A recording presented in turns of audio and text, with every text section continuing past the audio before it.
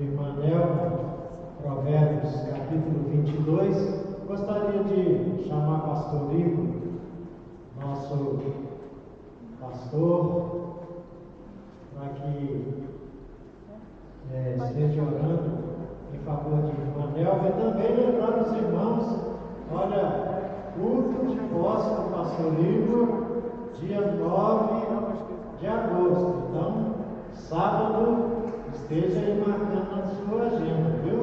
Toda a família Graça e Paz, você que está nos assistindo através do YouTube, agenda esse dia para você estar conosco aqui para juntos louvarmos e glorificar o nome do Senhor e também recepcionar, de forma diante do Senhor em culto, o nosso querido pastor Igor. Ora ao Senhor, pastor. Boa noite, irmãos. Vamos orar ao nosso Deus. Obrigado, Pai, pela tua bondade, pelo teu amor. Obrigado porque um dia o Senhor tocou o nosso coração e porque tocou o nosso coração nós podemos nos entregar ao Senhor hoje aqui com todo o nosso ser, com toda a nossa vida. Obrigado, Deus, porque o Senhor tem sustentado as nossas vidas. Obrigado porque o Senhor tem abençoado cada irmão que aqui está, aqueles que nos acompanham também. Obrigado pela vida de cada um deles.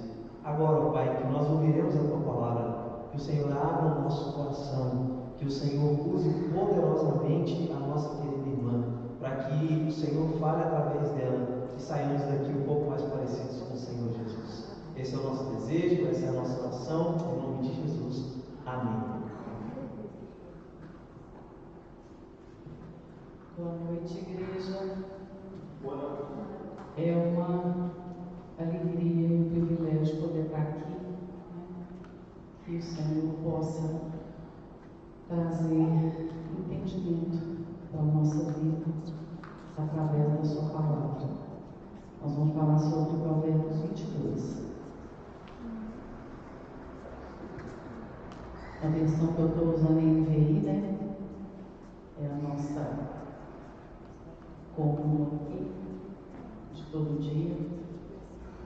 Provérbios é um livro muito interessante da gente tratar, porque cada capítulo a gente pode pegar um versículo só e ficar horas falando sobre ele.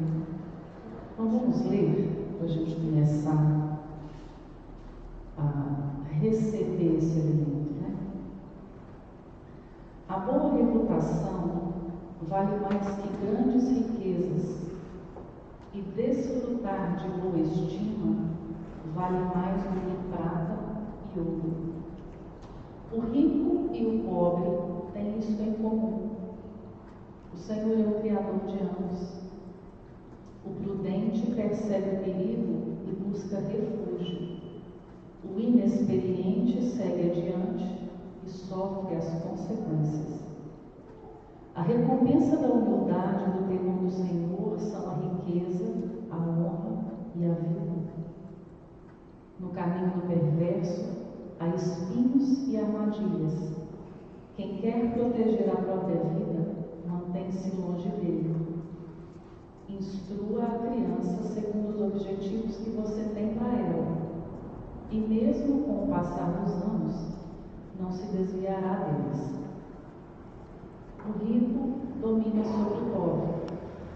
Quem toma emprestado é escravo de quem empresta. Quem semeia a injustiça colhe a maldade. O castigo da sua arrogância será completo. Quem é generoso será abençoado, pois reparte o seu pão com o pobre. Quando se manda embora o zombador, a briga acaba. Cessam as contendas e os insultos. Quem ama a sinceridade de coração e se expressa com elegância, será amigo do rei. Os olhos do Senhor protegem o conhecimento, mas ele frustra as palavras dos infiéis. O preguiçoso diz: há um leão lá fora, serei morto na rua. A conversa da mulher imoral é uma cova profunda. Nela cairá quem estiver sobre a ira do Senhor. insensatez está ligada ao coração da criança, mas a vara da disciplina a livrará dela.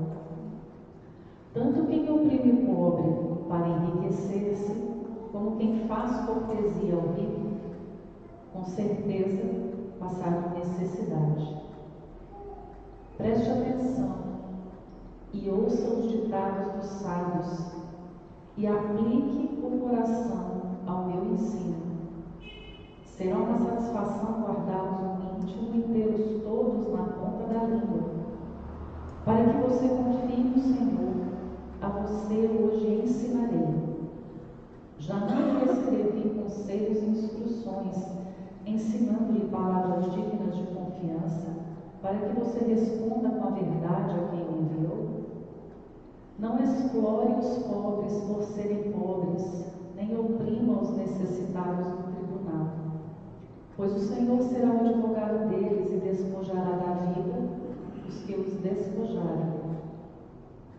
Não se associe com quem vive de mau humor, nem ande em companhia de quem facilmente se ira. Do contrário, você acabará imitando essa conduta e cairá em armadilha mortal. Não seja como aqueles que, com um aperto de mãos, empenham-se com outros e se tornam fiadores de dívidas. Se você não tem como pagá-las, por que correr o risco de perder até a cama em que dorme?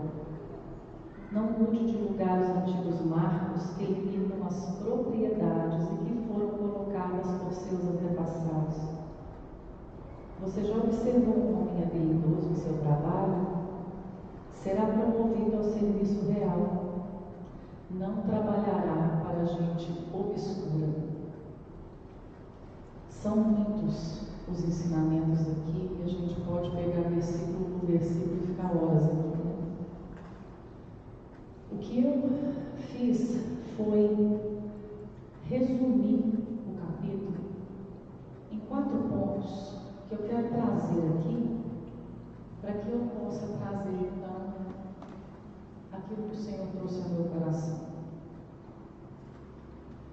O primeiro ponto, aqui no capítulo 22, o Senhor nos ensina sobre relacionamentos, a valorizar o caráter acima da aparência.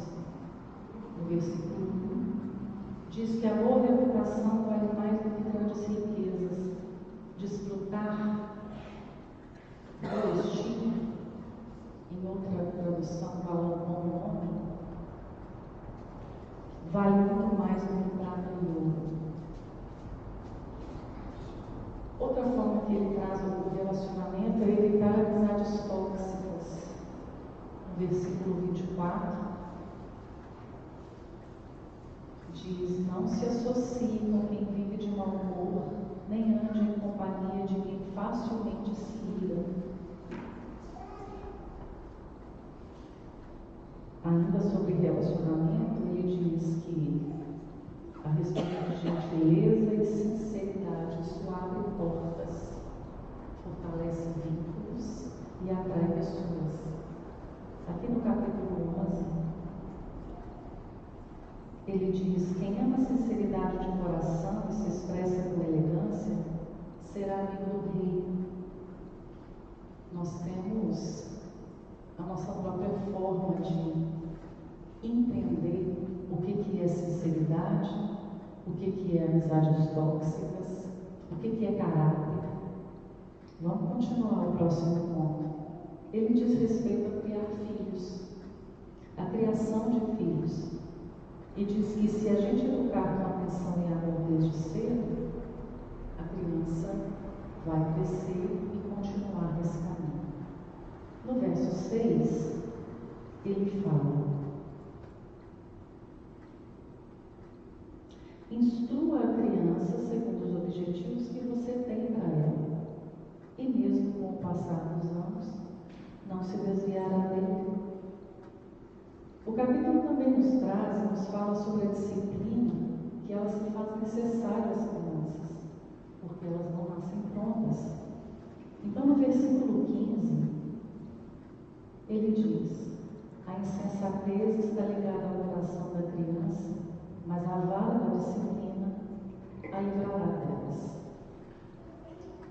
terceiro ponto, ele fala sobre trabalho e finanças. Ele nos diz que a excelência nos leva ao destaque, ainda que nas coisas consideradas simples. No versículo 29,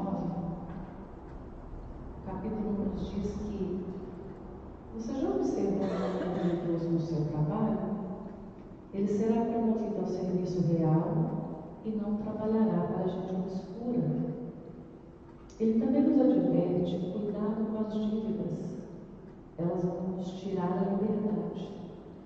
Devemos evitar os compromissos maiores que podemos cumprir. E no verso 7, ele nos conta que o rico domina sobre o pobre, quem toma emprestado é escravo de quem empresta. Ainda sobre trabalho e finanças, não oprimam os outros para vencer. Subir às custas de injustiça vai trazer a queda. E ele nos fala isso no versículo 16. Tanto quem oprime o pobre para enriquecer-se, como quem faz cortesia ao rico, com certeza passaram necessidade.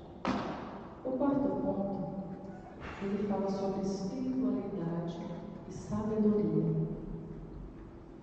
Ele nos diz para fugirmos do mal com prudência. E Deus nos dá o discernimento. Então não insista em sonhos que não trazem revelação. No verso 3, ele nos diz: o prudente percebe o perigo e busca refúgio.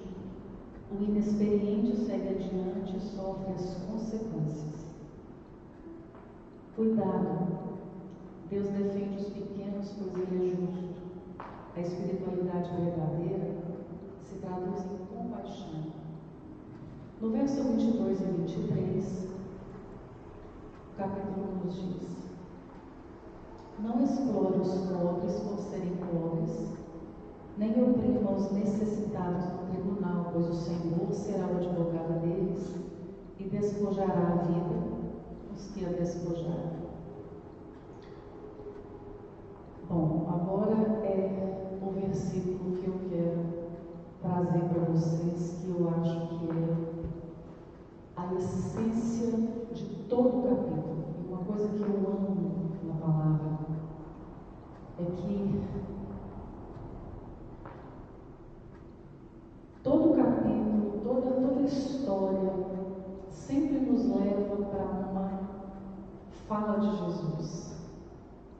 Busque, em primeiro lugar, o reino de Deus, e as demais coisas vos serão acrescentadas. O versículo que é a essência desse capítulo é o versículo 4. A recompensa da humildade e do temor do Senhor são a riqueza, a honra e a vida. Eu quero definir aqui com vocês o que seria riqueza. Vamos só trazer uma definição dessa recompensa da humildade e do temor. O que seria riqueza? Abundância, paz, lucidez, discernimento, clareza, direção, domínio próprio, paciência. É uma definição de riqueza, gente? Vamos definir honra. Integridade, verdade, honestidade, sensatez, longanimidade, perseverança, bondade, fidelidade, mansidão e amabilidade. Define honra, gente. Vida, saúde, longevidade, propósito, senso de pertencimento, viver em família, ser aceito e amor. Define vida, gente. Essas coisas são a recompensa da humildade e do temor do Senhor. Então agora eu vou trazer para vocês o que o Senhor trouxe ao meu coração. Quando a gente lê esses versículos, eles nos dão direção, eles nos dão orientação. Mas quando a gente lê, por exemplo, aquela parte que fala dos filhos, a criação de filhos, vamos lá no verso 6. Instrua a criança segundo os objetivos que você tem para ela. A chave para que eu possa entender isso aqui é olhar para mim. O que é temor ao Senhor? O princípio da sabedoria está no temor ao Senhor. Eu só vou temer alguém se primeiro eu conhecê-lo. Nós temos uma tendência de confundir saber com conhecer. Eu conheço, eu sei muita coisa do pastorio. Eu sei onde ele mora. Eu sei as cores que ele gosta. Eu sei onde ele compra as roupas dele, quem são os amigos dele, o que ele gosta de ler, o que ele gosta de comer, o que ele gosta de cozinhar, aonde ele vai, quais são os lugares que ele frequenta. Isso quer dizer que eu o conheço? Não. O que vai definir dizer que eu o conheço? Eu sento à mesa com ele, eu converso com ele, eu tenho convivência com ele. Muitos de nós sabem muito sobre Jesus. O que ele fez, onde ele foi, com quem ele andou, que tipo de roupa que ele usava, o que ele falou, quais foram os milagres que ele fez. Mas a gente não o conhece. Porque para conhecê-lo, eu preciso voltar o olhar para mim.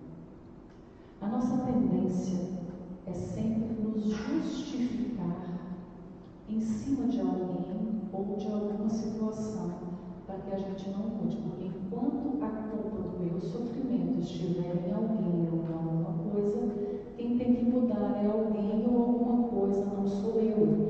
Então a gente fica vivendo a nossa vida tentando modificar alguém ou modificar alguma coisa para ver se chega para a gente um pouco melhor, mais redondo. E enquanto eu estou nesse lugar de modificar alguém ou alguma coisa, eu estou sempre classificando alguém ou alguma coisa de certo, de errado, de bom, de ruim, de pode, de não pode. Então, eu assumo o papel de um juiz. Com a mesma medida que eu medir o outro, eu serei medido. Então, a chave é voltar o olhar para mim. Não, mas eu leio a Bíblia todos os dias e eu oro todos os dias. Bom, orar todos os dias e ler a Bíblia todos os dias não vai trazer transformação para a minha vida. Como assim? A recompensa da humildade. Gente, qual é o oposto de humildade? Orgulho. O orgulho tem vários braços, vários sintomas. Arrogância, prepotência, achar que sabe, é melhor, que não sou eu, justificar o outro. E vamos pensar numa coisa.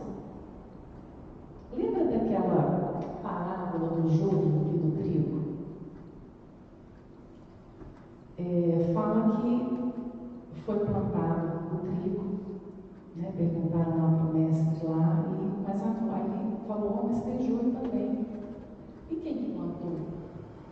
E ele fala que foi o inimigo.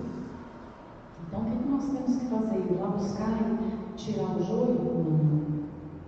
Deixa ele lá, que na hora certa a gente vai fazer a colheita e separar. Então vamos imaginar que esse recipiente aqui é o nosso interno e o orgulho e a humildade vivem no mesmo recipiente. Quando eu oro e leio a Bíblia e me coloco diante do Senhor, o que o Senhor faz é nos dar consciência de como que a gente tem funcionado. O Espírito Santo vai nos dando discernimento. Olha, isso aí que você está fazendo é soberba. Isso aí que você está fazendo é dureza de coração. Então é como se o Senhor fosse amolecendo o barro. A transformação acontece a partir dos relacionamentos. Então vamos voltar para o recipiente aqui.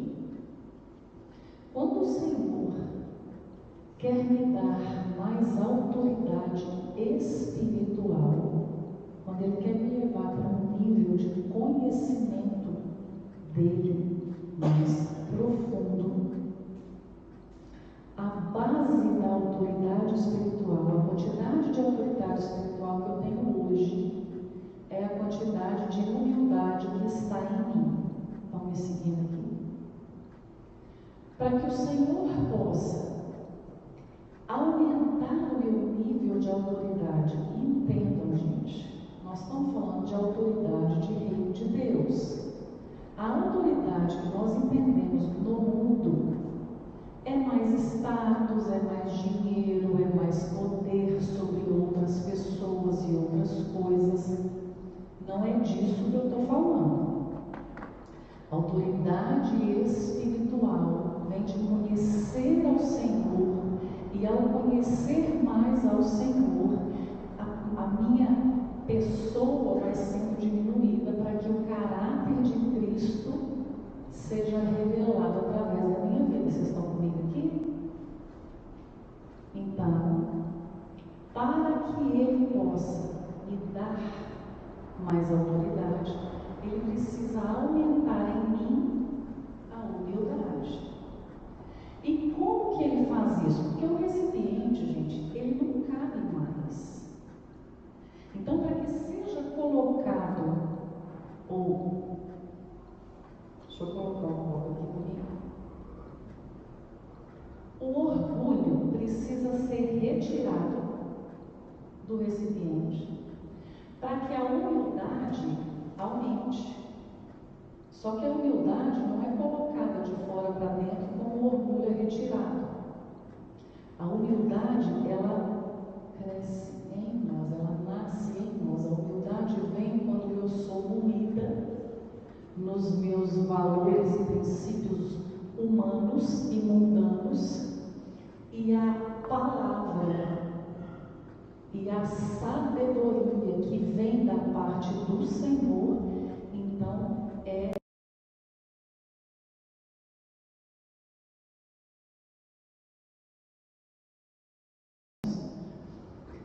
tudo que nós precisamos para revelar a pessoa que nós fomos criados para ser, já está em nós. 8 bilhões de pessoas, não existe outra Nelva nesse mundo. Há em mim um aspecto de Deus que só eu entrego para a humanidade. Tem muita gente que faz o que eu faço? Tem. Mas ninguém faz como eu faço. Eu sou única. Então, para que Ele venha aumentar o meu nível de autoridade espiritual, o meu conhecimento de Deus, Ele tem que retirar o orgulho para que essa humildade então floresça em mim. Não consegui me entender aqui, gente? E como que Ele permite esse orgulho ser retirado através das adversidades. E aí, a nossa neurocientista aqui pode confirmar para a gente que o cérebro da gente está correndo de conversa difícil, de coisa difícil. Difícil demais, é melhor ficar onde eu estou. Eu vejo o sofrimento, eu percebo a importância da mudança, mas a mudança incomoda. Então eu corro dela. E aí qual é a nossa defesa? Qual é o nosso muro de defesa? Quando a adversidade vem, eu paro ela aqui e começo a me justificar. Não, deixa eu te explicar. Eu só estou fazendo isso porque aconteceu aquilo outro. Porque fulano não sei aonde, porque aquela situação não sei das quantas. E imediatamente, então, quando eu paro ela aqui e começo a me defender, o orgulho não sai, porque aí eu vou usando os braços do orgulho. Né? Tem até uma falsa humildade, modéstia, que é um dos braços do orgulho também. Então, quando eu oro, quando eu falei para vocês assim, eu não sou transformada quando eu oro e leio a Bíblia, porque quando eu oro e leio a Bíblia, o Senhor amolece o barro. Aí eu choro, eu vejo como que eu estou funcionando, eu consigo parar e dizer, Senhor, tem misericórdia. Porque aí, aqui está falando que eu tenho que ensinar a criança no caminho que ela deve andar. Aí eu chego para o meu filho e falo assim, escuta, a gente não pode mentir não, viu? A Bíblia fala que não pode mentir. Então a gente tem que de verdade viver na verdade. Aí o telefone toca. Aqui fala que a mamãe não está aqui não, porque a mamãe não terminou. Eu preciso de olhar para mim para perceber que valor que é esse, porque a criança principalmente, gente, se eu chegar na sua casa, pastor, não, se você chegar na minha casa e eu falar assim, pastor, seja bem-vindo, sinta-se em casa, mas eu não te quero lá. O senhor percebe ou não percebe? Vai depender de demorar um tempinho, né? Você fala, engraçado, né? Não vou seja bem-vindo, daqui a um tempo não vai embora. A criança, ela percebe imediatamente. Você está falando uma coisa, ela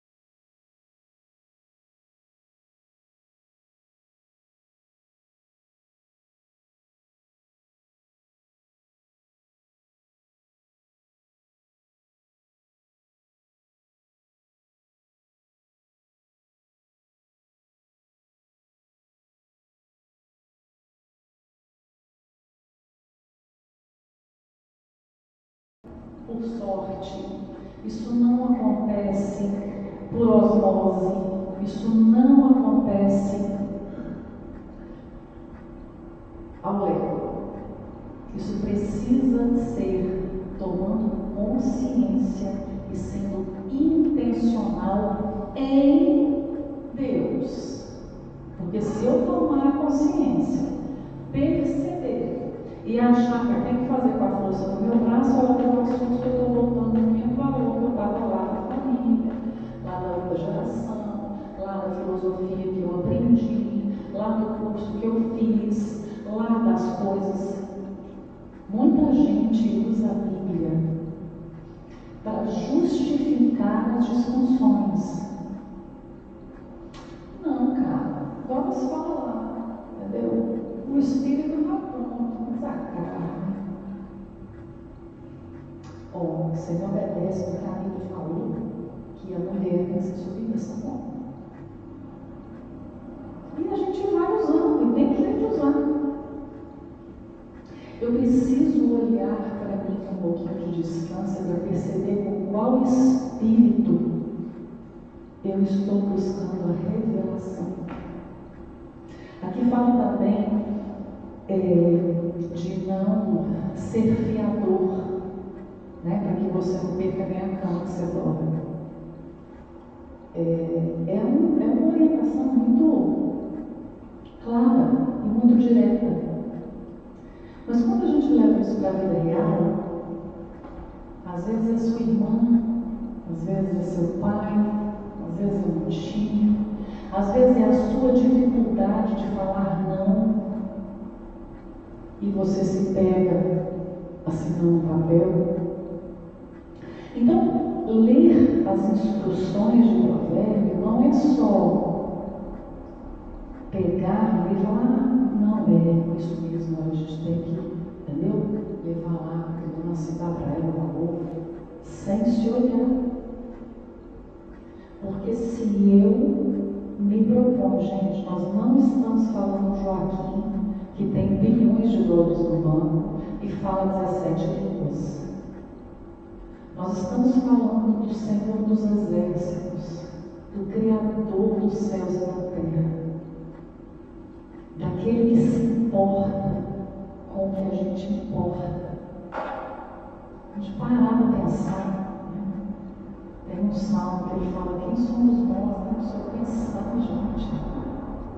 E quando a gente para para olhar o que a gente tem para oferecer, fica pior ainda de ter que olhar para essa grandeza. Nós estamos falando dele. E não tem jeito, porque eu escuto muito isso, né? A minha base de terapia é de que você vai aprendendo a se conhecer. Você tem que começar a desenvolver uma relação com o Senhor para que haja uma transformação real. Porque a terapia sozinha, convencional, ela ajuda. Mas tem um momento que você chega num mundo onde você percebe que em você precisa de transformação. Só que você entende que não tem o poder de enfiar a mãozinha, arrancar o que precisa ser transformado e encaixar as pessoas. Aí o que a mente faz? O problema é esse. Se a gente olhar para o problema, destrinchar ele, olhar como que a gente funciona, como que as pessoas estão funcionando, ele vai melhorar? Vai. Nós estamos focando aqui e abrindo. Mas a hora que você chega nesse lugar, onde você percebe o que você tem que transformar e você não dá conta, se você não tem o Senhor, a mente faz isso, te dando uma impressão de que melhorou, e melhorou aquele ponto. Até ele feder aqui com o nome dele é diferente, mas é a mesma insegurança, o mesmo medo, a mesma dificuldade, o mesmo trauma. Entende o que eu estou dizendo? Só com, à medida que eu vou aprendendo a me conhecer em Deus, essa transformação começa a acontecer. Mas aí tem um problema. Te arrebenta, te moe de uma maneira que a única coisa que sobra é a sua decisão de confiar, de de que aquele que é o Senhor dos Exércitos, o Deus Todo-Poderoso, o seu Pai, aquele que conhece com os fios de cabelo na sua cabeça, qual é o propósito das curvas da sua digital, aquele que te colocou naquele lugar, naquela família, com aquelas pessoas, não perdeu o controle de absolutamente nada sobre a sua vida. O descontrolado aqui sou eu. Ele não perdeu o controle. E isso, gente, é desesperador no primeiro momento. Tem momentos que a gente tem que fazer um café e falar assim, aqui, você não está doida sozinha não, porque essa é a sensação, a gente vai sendo unida de uma forma lá dentro da gente, que é a sensação de estar ficando doida, porque o Senhor de alguma forma vai esmagando e moendo as nossas certezas, as nossas soluções, a nossa forma de fazer as coisas ou desenhar as coisas. Quando a gente passa de verdade a conhecer e não a saber sobre, mas a conhecer, não tem como se dispor a conhecer o Senhor sem se olhar. Porque para conhecer Ele, eu preciso olhar para mim, para que eu fique nua diante dEle. Porque, como a Bíblia fala que todos caíram e carecem da glória, todos somos pecadores, né? Quando eu olho para, por exemplo, esse versículo 6, instrua a criança segundo os objetivos que você tem, eu passo a perceber que os meus objetivos não são objetivos de princípios bíblicos. Eu também tenho que reconhecer que eu não sei chegar neles. Eu não sei como. Não tem uma chavinha lá dentro da gente, um botãozinho que a gente aperta e fala, entendi, revelação, agora eu vou fazer. Não. Entre saber e dar conta de praticar, tem um abismo que precisa ser traçado pela fé. Fé não quer dizer que você viu um carro e falou, olha, esse carro. E aí, não, o que está falando de fé? Fé é você crer naquilo que você não viu. Então, quando você para para olhar você e fala assim, esse aqui é um princípio que eu não tenho. Minha avó me ensinou isso, minha mãe me ensinou isso, o bisavô falou isso, e é isso que eu achei até hoje que era a vida mesmo. Como é que quebra isso?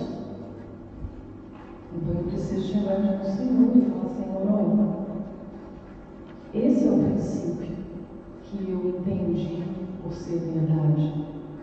Eu falava que meu filho não mentia e falava a moça lá que não estava não. Achando que eram duas coisas diferentes. Me conduza para a sua verdade. Eu não vou falar isso não, porque a pessoa fala isso, ele não faz o que eu quero. Muitas vezes é assim que a gente, por isso que a gente não ora. Falar, faça a sua vontade, eu não, depois a sua vontade é a minha vontade. Então, ao olhar para mim e me desnudar, eu preciso caminhar em fé. E o que é fé, gente? É o seu olhar para isso e falar assim, não tem jeito. É impossível. Meu bisavô, meu avô, meu pai, eu, meu menino, todo mundo, a vida é assim. Mas aí nós não estamos falando do João, nem do Joaquim, nós estamos falando do Senhor dos Exércitos. Então eu vou exercer a confiança de que a descontrolada sou eu. Porque ele não perdeu o controle de absolutamente nada sobre a minha vida. E vamos falar a verdade, gente. Tem algumas situações que, não é fácil, mas também não é difícil, não. A gente vai confiando. Mas tem umas que o Senhor vai nos conduzir. E a gente tem certeza que vai perecer. Nós aqui não temos 10, 15, nem 20 anos, né, gente? Então, nós temos chão para olhar para trás e perceber que houve momentos na nossa vida em que a gente tinha certeza que ia crescer. Eu me lembro de dias em que eu acordava e Deus estava assim, não sei que eu estou viva ainda não. Estou viva? Peraí, a conta foi paga? Não, tem comida já dando? Deus foi doido, porque eu tinha certeza que não ia dar certo, eu tinha certeza que não ia dar. Pronto. E já passou 3 meses. Eu estou falando sozinha aqui, gente? Não é? Não tem momentos em que a gente tem certeza. Filhos, você olha e lembra. Que agonia, chorando. Eu me lembro uma vez que o Benjamin, doente, a Beatriz, doente, eu sozinha, cuidando deles, um chorando, o outro gritando, eu sentei e falei, vou chorar mais para eles. Não conto não. E aí o Benjamin está assim, vamos lá, que ó. E eu, mãe, que ó, vai ficar tudo bem.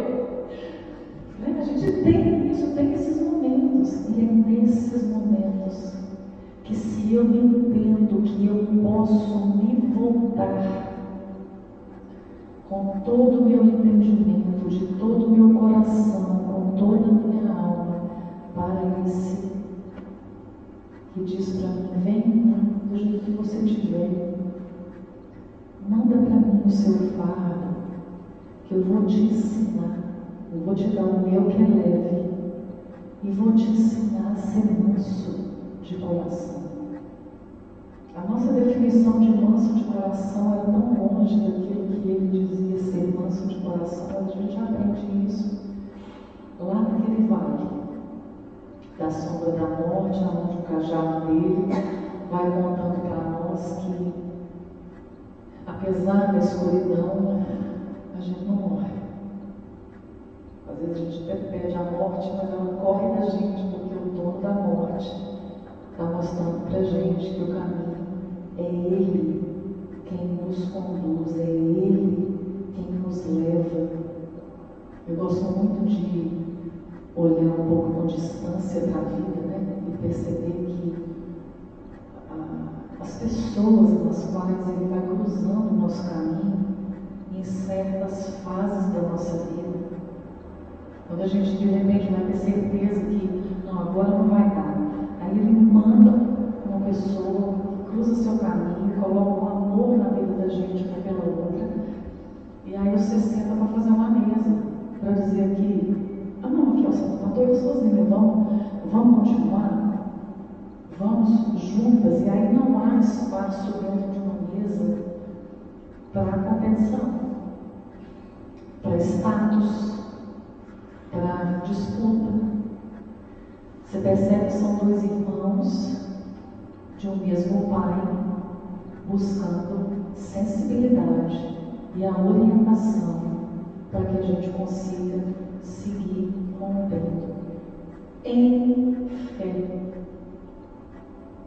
E uma coisa linda que a gente já percebeu é que na mesa eu tenho a minha luta, você tem a sua luta, a outra tem a outra luta. Nunca é uma luta com as mesmas dificuldades. Naquilo que você está fraco, eu estou fortinha. Mas naquilo que eu estou fraquinha, a outra consegue. E uma, ao pegar na mão da outra, vai entendendo que é na relação que nós somos curados. É no relacionamento, gente, que nós somos destruídos também. Né? Porque o orgulho, ele é retirado quando eu permito a adversidade entrar. Porque a adversidade, gente, Jesus já avisou. Aqui é aflição. Mas quando eu paro ela aqui, ela não entra.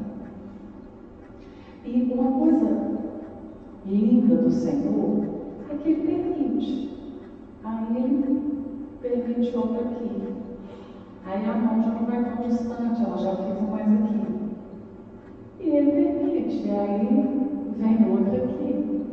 E aí chega num ponto em que o Senhor faz a flecha vir, ele permite que abra. Porque se depender de nós, a mãozinha não sai da frente.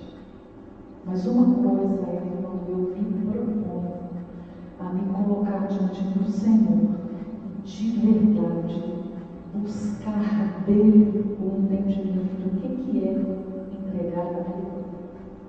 Porque a gente acha que louvar o Senhor é vir aqui na frente falando: glória, eu entrego minha vida em nome de Jesus.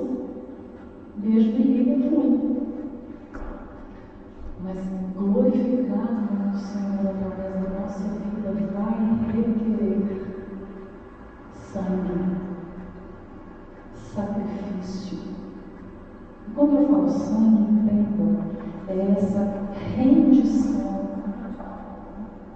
de confiar de que aquilo que eu estou passando, eu sou a descontrolada, ele não perdeu o controle. Então eu não desisto de continuar buscando revelação, apesar do que eu estou sentindo, apesar do que eu estou pensando. Eu tenho um lema de vida que eu vou emprestar para vocês, se vocês quiserem, toma posse. Para além do que eu estou sentindo, para além do que eu estou pensando, para além da certeza que eu tenho, eu decido buscar do Senhor a orientação em como caminhar, em como viver a minha vida. Nós estamos vivendo um mundo infantilizado. Eu estou com fome, eu vou ir com. Eu estou com raiva, eu dou um grito. Eu não quero, eu dou birra. No reino de Deus não cabem infantis. No reino de Deus é adulto. E adultecer, amadurecer, diz respeito a caminhar e agir com consciência, apesar das emoções que surgem, dos sentimentos que aparecem. Eu quero ler para vocês novamente a definição da recompensa da humildade e do temor do Senhor. A humildade que eu tenho em mim é proporcional à autoridade espiritual que eu tenho hoje. Vocês entenderam isso? Temor do Senhor diz respeito à sabedoria. O início da sabedoria é o temor do Senhor. Eu não consigo temer se eu não conhecer. E para conhecer, eu tenho que me ver. Então eu quero, para a gente fechar, repetir para vocês as definições das recompensas. Porque nós falamos aqui que dói demais, é ruim demais, mói demais. Quem que quer? Então vou trazer a recompensa dessa rendição, dessa entrega para o Senhor. A recompensa da humildade, do temor ao Senhor, a recompensa da autoridade espiritual e da sabedoria que vem da parte do Senhor são riqueza. Riqueza é o quê?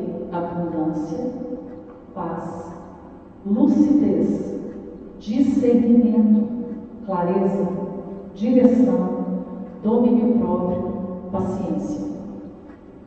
Se a gente for definir riqueza no mundo, um monte de dinheiro. O que vocês querem? Um monte de dinheiro? Ou abundância, paz, lucidez, discernimento, clareza, direção, domínio próprio e paciência. Honra. Honra lá no mundo é status, dinheiro, carrão, festa, honra, integridade, verdade, honestidade, sensatez, longanimidade, perseverança, bondade, fidelidade, mansidão, amabilidade, vida lá no mundo. Não ter dinheiro para ir à festa que eu quiser, viagem que eu quiser, ter saúde para poder falar dos outros, falar que eu sou melhor, mostrar. Saúde, a vida, saúde, longevidade, propósito, senso de pertencimento, viver em família, ser aceito, amor. O Senhor nos abençoe. Vamos orar. Pai, em nome de Jesus, nós te agradecemos, ó Senhor, porque apesar de nós, o Senhor não nos abandona. Nós te agradecemos por isso. Nós colocamos nas tuas mãos a nossa mente, o nosso coração, a nossa vida. Pedimos que, em nome de Jesus, o teu Espírito Santo tenha liberdade de entrar em cada área da nossa vida e nos dar a clareza, a lucidez que nós precisamos, Pai, para que nós possamos entregar para o Senhor tudo aquilo que diz respeito ao nosso nome, para que o Senhor possa nos conduzir para o centro da sua vontade. Muitas vezes nós queremos desenhar para o Senhor o que o Senhor deve fazer para a nossa vida melhorar. Tenha misericórdia de nós e nos dê a clareza de que o Senhor não perdeu o controle de absolutamente nada, e é o Senhor que sabe o que é melhor para nós, porque a sua vontade é boa, perfeita e agradável. Aquilo que o Senhor sabe, Pai, nós não conseguimos entender, porque os seus pensamentos são maiores do que os nossos, os seus caminhos são mais altos do que os nossos. Então, em nome de Jesus, que o teu Espírito Santo venha gravar no nosso coração a convicção de que só o Senhor pode trazer a transformação que nem nós nem ninguém consegue fazer. Nós entregamos para o Senhor a nossa vida, a nossa casa, a nossa família, o nosso coração, a nossa alma, a nossa mente. Nos dê, em nome de Jesus, a lucidez necessária para que nós possamos viver de acordo com a tua vontade. Em nome de Jesus. Amém.